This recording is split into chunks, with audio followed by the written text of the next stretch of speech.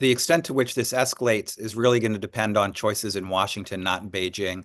I think the Chinese are going to continue to be reactive to what Washington does, and as Washington escalates, so would Beijing if needed. But it's not their desire. Um, you know, what we've seen so far is the big things, the tariffs. Those all come with consequences that end in B, in billions. When you move to finance, you're talking about T, trillions. So you have 268 Chinese companies listed on American securities markets, market cap of 1.1 trillion.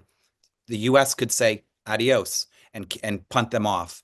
You have American companies with American banks operating in China. China could pull those licenses. Chinese banks operating in the U.S. U.S. could pull those licenses. Then you go to the big nuclear financial option, which is trying to eliminate the ability of Chinese banks to operate in dollars and use SWIFT. That's the big one. Going to these levels would impose massive costs on the other side.